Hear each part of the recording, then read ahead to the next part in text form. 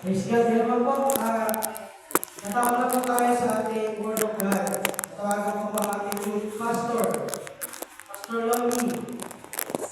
Ano po natin Panginoon?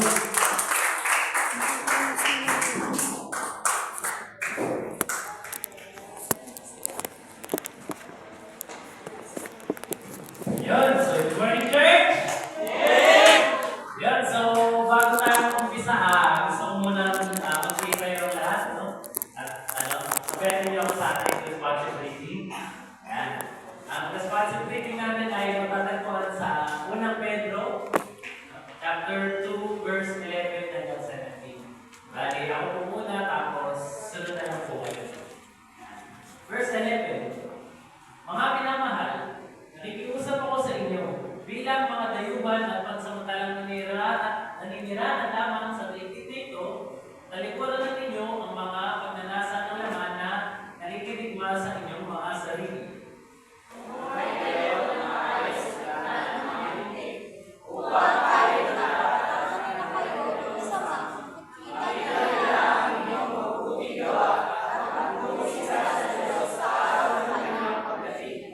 Alang-alang sa Panginoon, pasako kayo sa lahat ng may kapangyarihan sa bayan, sa emperador, na siyang pinakamataas na kapangyarihan,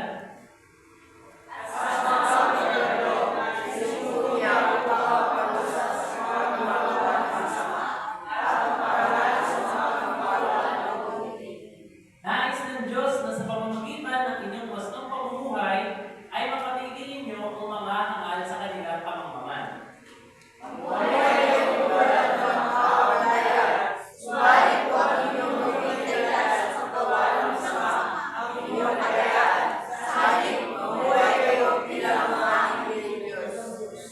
Sabay-sabay na po tayo.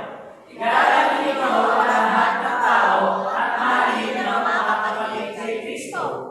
Mamuhay kayo na may takot sa Diyos. Igalang ninyo ang emperador.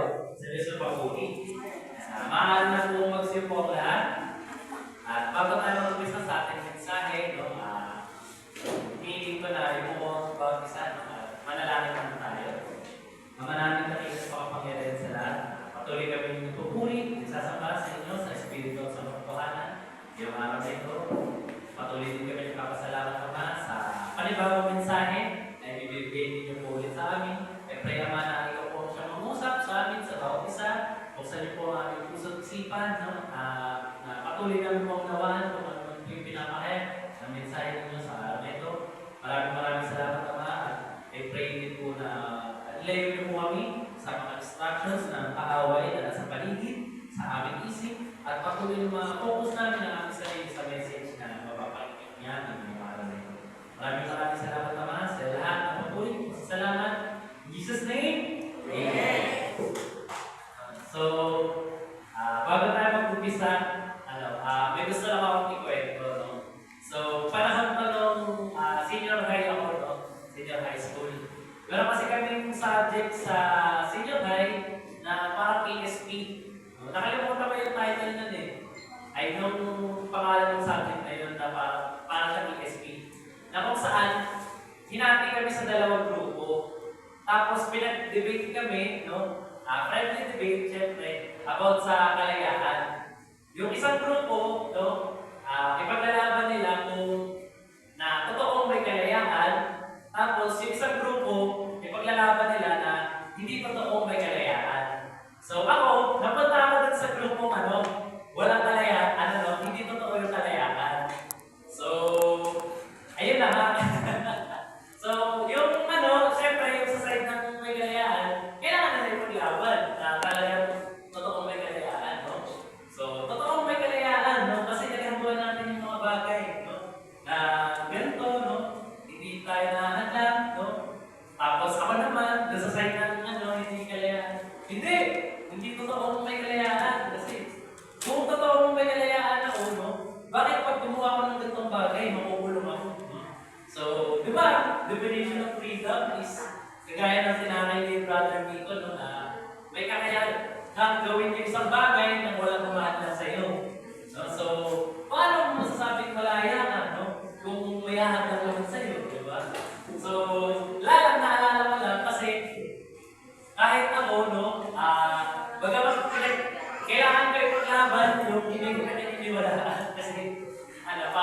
case, no?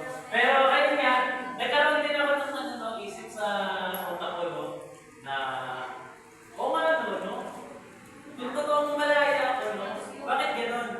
May mga, ano, may mga bagay na hindi ko kaya gawin kasi, ano ba tawag dito? Kasi nga, may batas, no? May law na kailangan gawin. So, kasi kayo na nasa panig kung may kalayaan eh. Ang kalayaan daw kasi may panig, kakambal niya ng responsibilidad, no? So, tapos sinasabi ko naman sa kanila, hindi na kalayaan eh. Kasi may harap na eh. Di ba? So, ang naisip ko doon, no? Bilang makamundo doon, ang naisip ko doon, para maging malaya ako, kailangan madami akong pera. No? So, kailangan mayaman ako. Alam niyo kung bakit? No? Kasi kapag, alam mo yun, pag madami kang pera, mabibili mo lahat ng gusto mo, no? Malaya ka kung ano yung gusto mong gawin. Kasi pwede mong bili ng pera eh. No? Makulong ka, babayaran mo lang, no? Makakalaya ka na. O kaya gusto ko ng ganito. Kung ano maisipan mo, ng malaking mansyon, mabibili mo agad kasi nga marami yung pera. So iniisip ko, ganun pala, no? Para maging malaya, maging tunay ako ng malaya, no? Dapat marami akong pera. Pero nakakalungkot isipin, no, mga kapatid, hindi ganun yung tunay na kalayaan. So kung mapapansin niyo yung sa mga nanalo ng PCS, no? Sa mga nanalo ng lottery, no? Kung papanoorin niyo yung buhay nila, di ba marami na silang pera? Kung tutusin, marami na silang kayang bilhin eh. Na sa tingin mo magpapalaya sa kanila, no? Pero kung isa-search niyo sa YouTube, no? Ayun, no? Isa-search niyo sa YouTube, ano yung buhay ng mga nanalo sa loto after nilang manalo sa loto? Yung iba, ano ba tawag dito? Yung iba mas mahirap pa kaysa sa dati, no? Karamihan, hindi naman nila lahat, no?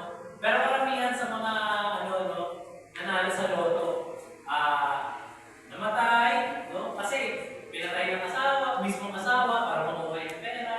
O yung iba naman, pinamigay, lalo naghirap, diba?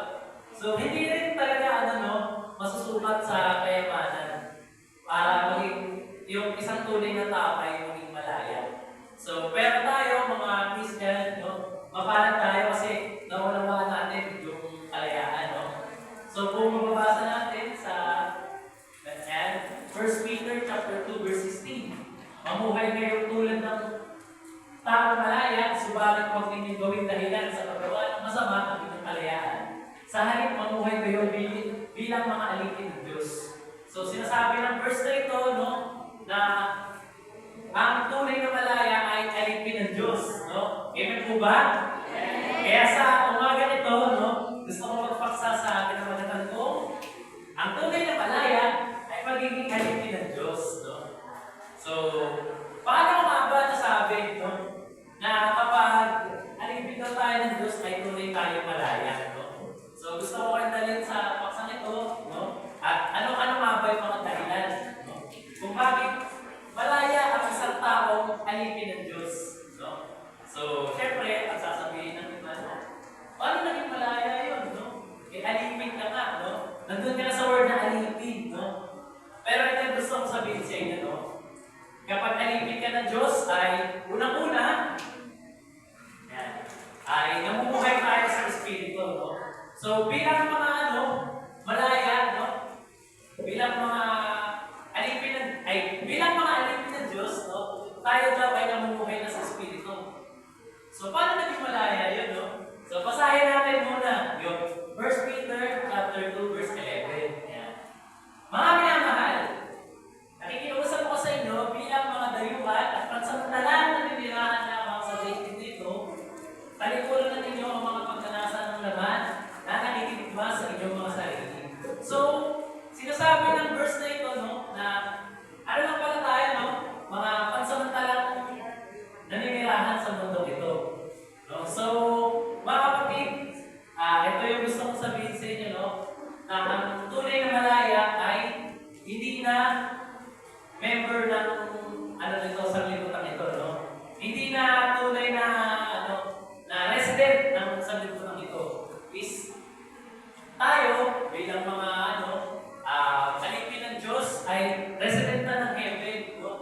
So kapag resident ka kasi ng mundong ito, no? Sabi nga dun sa, sa sa Bible, no? Na kawawa yung mga taong yung pag-asa nila ay nasa mundong lamang ito, no? So, kasi, ano na ito eh, yung mundong ito, pabagsak na eh, di ba? Amen po ba? Yung mundong ito, wala nang kapag-asa, no? Gusto mo lang gusto mo ng, halimbawa, gusto mo ng maging fair, no? Maging fair yung buhay mo, pero, marami pipigil sa'yo, no? Marami pumunta sa'yo. Gusto mong maging maganda yung bahay mo, pero pahihirapan ka muna, no? So, malaya ba yun? No? Yung marami kang gagawin ng mga bagay bago mo makuha yung gusto mong gawin. Di ba ang hirap, no? Parang alipin ka ng salapi dito sa mundo to, no? Alipin ka ng boss mo. Kasi kailangan mo sundin yung mga utos niya, no? Pero hindi ka tulad kapag citizen na tayo ng heaven, no? Malaya na tayo sa mga bagay-bagay dito sa mundo to. Kasi nga, iba na yung pag-unawa natin kaysa pag-unawa ng mundo ito. Kumbaga, yung sinasabi kong kalayaan is yung kalayaan sa kalayaan na may pag-unawa tayo na hindi na tayo alipin ng mundo ito. Ganito, parang pansinin nyo, no?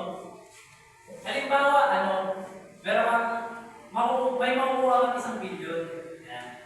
May makukuha kang 1 billion, pero bago mo makukuha yung 1 billion, no? Maghihirap ka muna ng siguro mga 50 years, ganyan, 70 years, bago mo makukuha yung 1 billion yun. So, ganun din sa ating pamumuhay dito, no? Pagamat, alipin tayo ng sanlibutan ito, pero pansamantala lamang, no? So, pagamat alipin tayo ng mga bagay dito sa mundo ito, ay pansamantala lamang. Kasi pinarati tayo ng Diyos, no? Na pansamantala lang tayo naninirahan sa daigdig na ito. Kasi nga, pagdating natin sa kabilang buhay, no? Doon natin matitikman yung kalayaan na sinasabi ng Diyos sa atin na hindi maaarap ng isipang ito, no?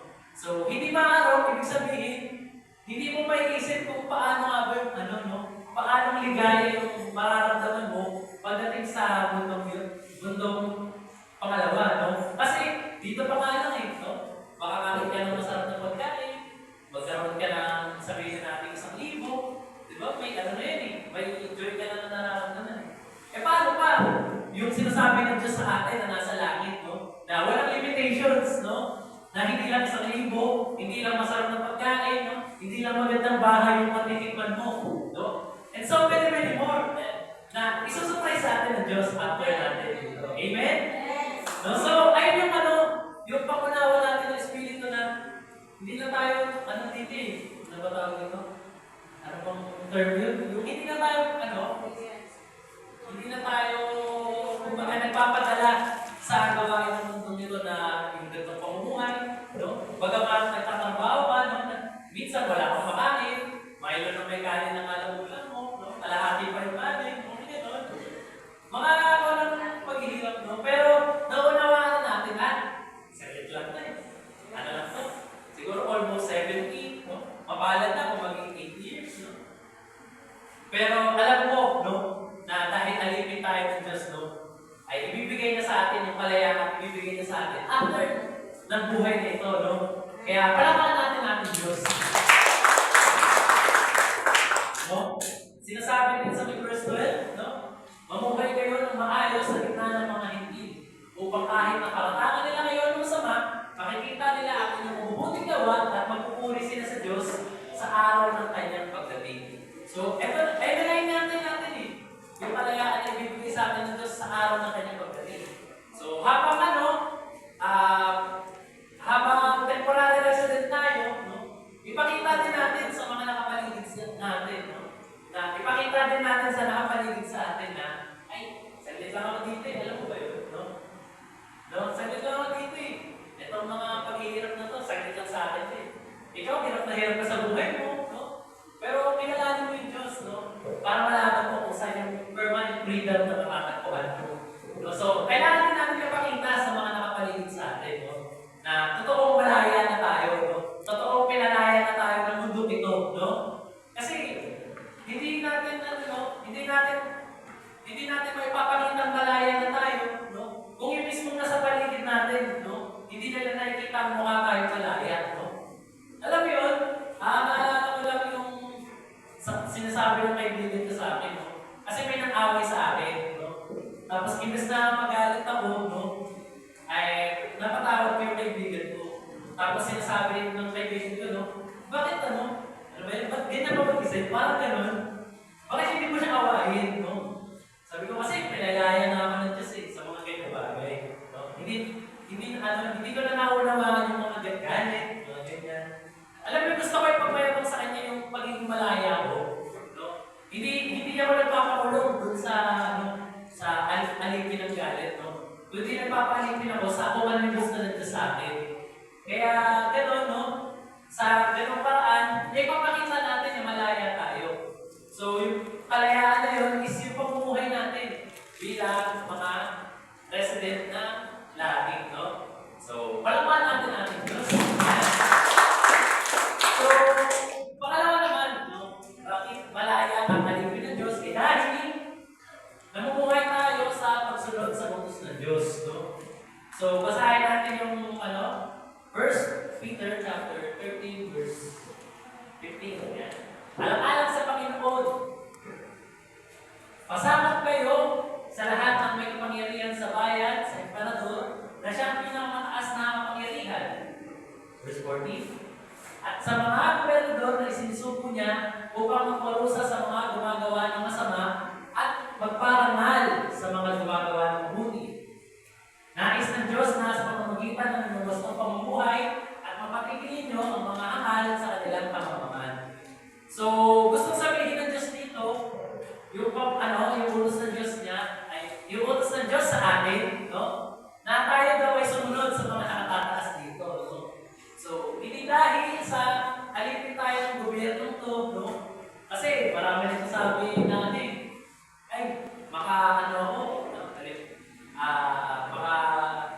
ganito ako, ganyan ako, no? So, kumbaga, kahit sunugin ninyo ako, mga mapinado ako. Hindi, ano na yan, no? Sa tabi na natin. So, kumbaga, mga alipin ng gobyerno, no, na sobra sa pagsunod, no? So, pag sumusunod tayo sa gobyerno, no, sumusunod tayo sa mga commandments dito sa mundo ito, no, yung commandments ng Diyos sa atin, ay hindi tayo nagpapalitin sa mga utos na yun, no? So, nagpapalitin tayo sa mga gobyerno, sa mga batas, hindi dahil sa sumusunod tayo sa gobyerno, kundi dahil sa sumusunod tayo dun sa utos ng Diyos sa atin, no? Yung free will na binigay niya sa atin, no? So, ayaw kasi ng Diyos na sumusunod kayo sa gobyerno dahil sa, nagpapalitin kayo sa gobyerno. So, gusto ng Diyos na sumunod tayo sa gobyerno para sa ikabubuti rin, no, ng ating Diyos, no, sa pagsunod sa ating Diyos. So, napakadaling mamuhay kapag tayo sumusunod sa gobyerno, no? So, ito na yung gusto kong itakay dun sa may kabilang part ng group ko noong debate namin ng Sitahay. No? So, mas magiging malaya ka kung tayo sumusunod sa gobyerno, no? Ayun yung gusto nila sabihin. Kasi nga, halimbawa na lang sa NCAP, no? Kung sino nakakala ng NCAP, Law Comprehension, Act Policy, no? So, yung NCAP is batas siya sa daanan na kung saan wala nang MMDA, no? Pero may camera, may kita yung violation mo sa camera, no? So, kung sumusunod ka sa NCAP, malaya ka makakapag-drive, no? Ng maayos, no? Malaya ka makakapag-drive kung saan yung tamang drive, no? Pero kung hindi ka sumusunod sa NCAP, i-impound yung motor mo. Kasi pasaway ka eh. Hindi wala kang kalayahan ng drive, no? Ano ka pa? Ano ka tawag dito? Kapiyansahan ka pa, no? Nang hindi aabot sa 100, yung pinakabababa, hanggang sa 10,000 at ang worst ay marerevoke yung lisensya mo, no? So, wala kang kalayahan mag-drive kung hindi ka susunod sa batas. So, nagigets niyo ako, no? So, kaya naging malaya tayo sa pagsunod natin, no? Doon sa government. Kasi nga,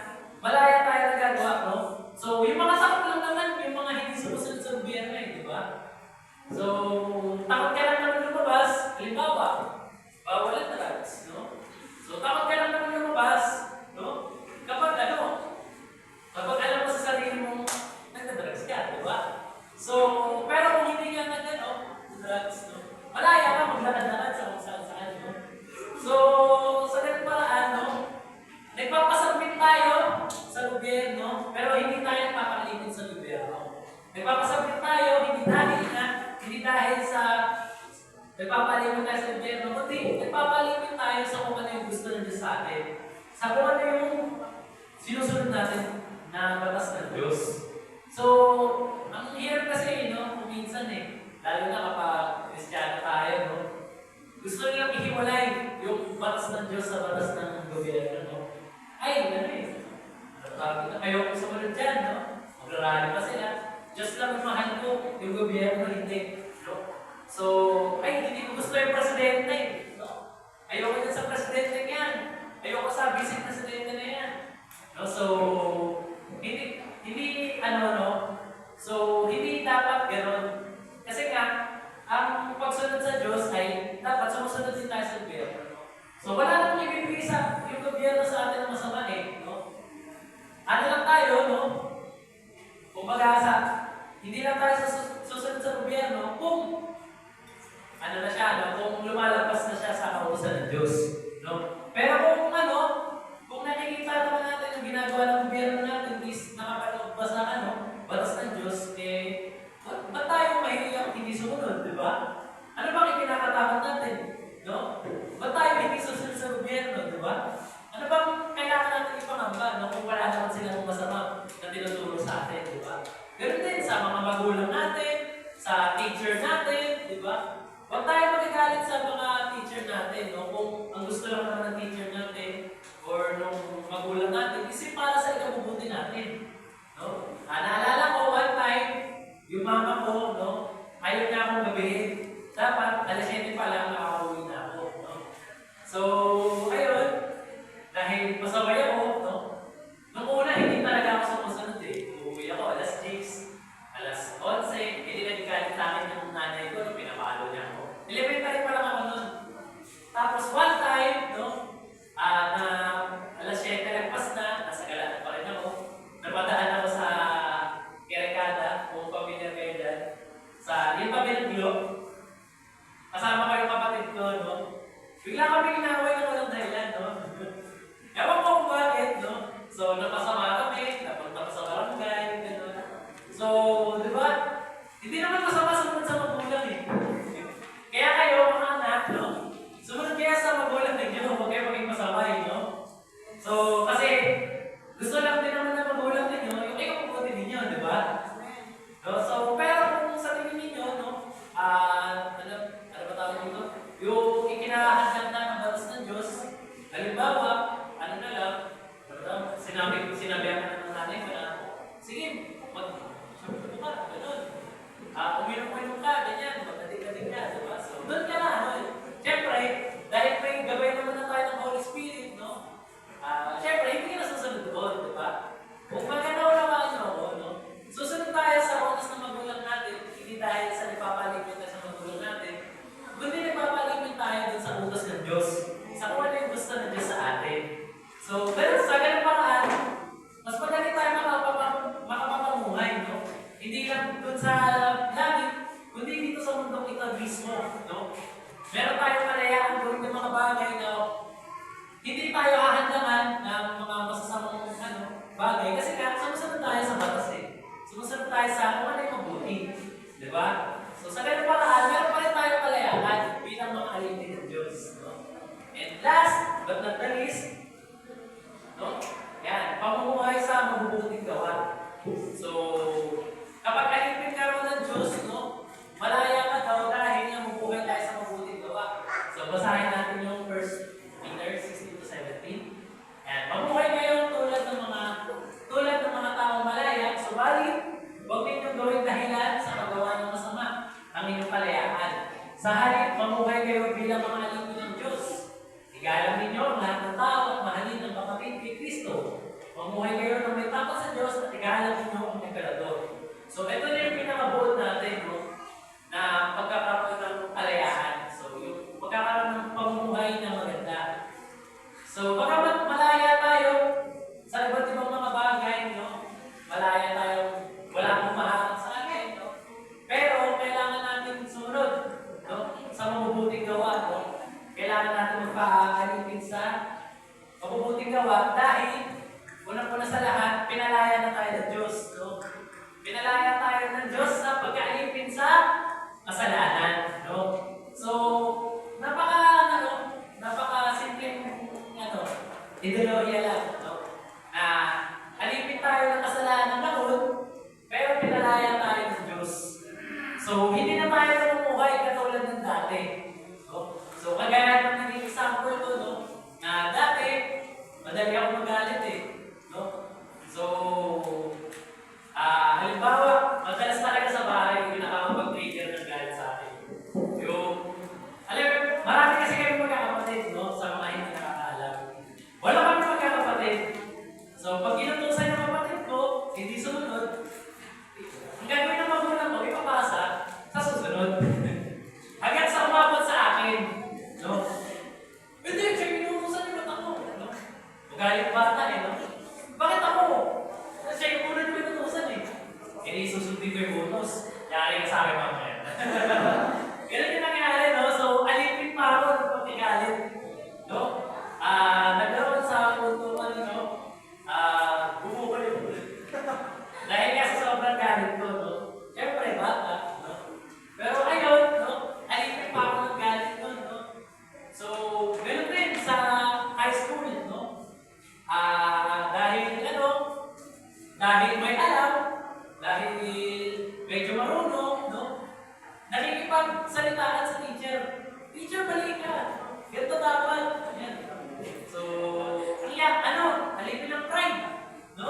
Kasi magaling ka alam mo sa sarili mong tama ka no? Walang magpapakumbaba, no? So, ganito ba, no? Alipin ng gahaman, no? Pinabili ako ng mama ko. Na, ano ba tawag dito? Ulam, no? Sa halagang ganito. At binigyan ako 500, no? So, halagang 200 lang yung binili ko. Yung sa ko, 100 din. No? Alipin ng tagahaman, no? So, maraming mga, mga alipin. Alipin na noon, no? Na kung saan yung mga bagay na, syempre, urges ng laman, no? Kung ano yung ikatutuwa ng laman, yun yung gagawin mo, no? So, alipin ka man ng ng mga makamandang bagay na ito Pero salamat sa Diyos, no? Kasi tinuruan niya ako kung ano yung dapat kong gawin, no? Minahal niya ako, no? Ipinakita niya sa akin na hindi yan yung dapat kong gawin, no? So, hindi ka na dapat magpapaalipin sa mga ganyang bagay, no? Bagkus, gawin mo yung nararapat, no? So, isa naman malaya, no? Pinalaya na ako sa mga masasamang gawa, no? So, kaya masarap magpaalipin sa Diyos kasi magbubunga yun ng mga mabubuting gawa, no? Mapupunta ka doon sa pamumuhay sa mabubuting gawa, no? So, bagamat siyempre, may mga bagay pa rin tayo na hindi natin nagagawa kung minsan, no? Pero nagpapasalamat ako sa Diyos kasi bagamat bumabagsak ako kung minsan, binabago na ako, no? Try lang ulit, anak ko. Ulitin mo ulit, no? Mag-adjust ka ulit, ganyan. So, papalat ako, no? Kasi alam ko sa sarili ko, no? Na marami na ako na-overcome. Na galit, pride, no? Kung bibilangan lang dati, no? Kaya nagpapasalamat talaga ako sa Diyos kasi, alam mo yun, napakagaan na ng buhay ko. Hindi ka tulad na dati na nagpapalipin ako sa mga kung ano-ano bagay. Bagamat hindi pa perfecto, no? Araw-araw may pagtuturo pa rin sa akin ng Diyos. Pero ayun, no? Hindi na tayo nagpapalipin sa mga masasamang gawa na ginagawa natin, kagaya ng dati. No? So, ang pinakapon dito, no? Hindi na tayo alipin mismo ng kasalanan, no? Dahil nga, alipin na tayo ng Diyos, tayo pinalaya na sa kasalanan. So, ayun lang, no? Mga kapatid. So, bilang mga alipin ng Diyos, no? Tayo pinalaya na sa mga kung ano-ano mga bagay, no? Sa mga masasamang bagay, no? Kaya